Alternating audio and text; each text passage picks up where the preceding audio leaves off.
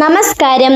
തീവ്രവാദ പ്രവർത്തനങ്ങൾക്കായി മതപരിവർത്തനം നടത്തി പെൺകുട്ടികളെ തട്ടിക്കൊണ്ടു പോകുന്നതിൻ്റെയും ആടുമേയ്ക്കാൻ പോകുന്നതിൻ്റെയുമെല്ലാം കള്ളക്കഥകൾ കൊണ്ട് മലയാളി മനസ്സിനെ കുറച്ചു കാലങ്ങളായി അസ്വസ്ഥപ്പെടുത്തിക്കൊണ്ടിരിക്കുന്ന ഭൂപ്രദേശമാണ് സിറിയ. സഹോദരങ്ങളായ ബെസ്റ്റിൻ വിൻസെന്റും ബെക്സിൻ വിൻസെന്റും കാമുകിമാരായ നിമിഷയെയും മെറിനെയും കൊണ്ട് സിറിയയിലേക്ക് നാടുവിട്ടതിൻ്റെ കഥയാണ്. ഇവരുടെ പേര് പറയാതെ മുസ്ലിങ്ങൾക്ക് എതിരായ മതപരിവർത്തന ആരോപണമായി മാധ്യമങ്ങൾ എഴുന്നള്ളിച്ചത്.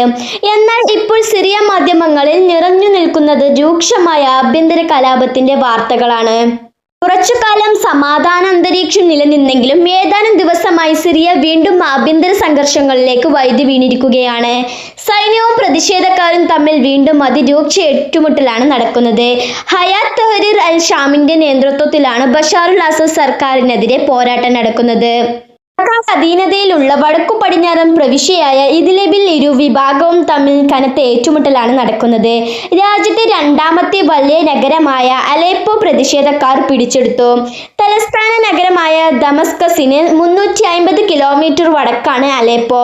2012 അലേപ്പോയുടെ പകുതി ഇവർ പിടിച്ചെടുത്തുവെങ്കിലും 4 വർഷത്തിനു ശേഷം റഷ്യയുടെ പിന്തുണയോടെ സിറിയൻ സർക്കാർ അലേപ്പോ തിരിച്ചു പിടിച്ചിരുന്നു. അവിടേക്കാണ് ഇപ്പോൾ വീണ്ടും പ്രതിഷേധക്കാർ കടന്നു കയറിയിരിക്കുന്നത്. 2016 സൈന്യം നഗരം തിരിച്ചുപിടിച്ച ശേഷം ആദ്യമായാണ് ഇവർ അലേപ്പോ നഗരത്തിൽ പ്രവേശിക്കുന്നത്. അലേപ്പോ നഗരത്തിന്റെ ഭൂരിഭാഗവും പിടിച്ചെടുത്ത ഇവർ സമീപ പ്രവിശ്യകളിലേക്കും ആക്രമണം വ്യാപിച്ചിട്ടുണ്ട്. പടിഞ്ഞാറുള്ള ഇദ്ലിബ് മേഖലയിലൂടെയും അലേപ്പോയുടെയും ഹമാ, ലതാക്കിയ എന്നീ പ്രവിശ്യകളുടെയും നിയന്ത്രണം HDSന്റെ കയ്യിലാണെന്നാണ് റിപ്പോർട്ട്.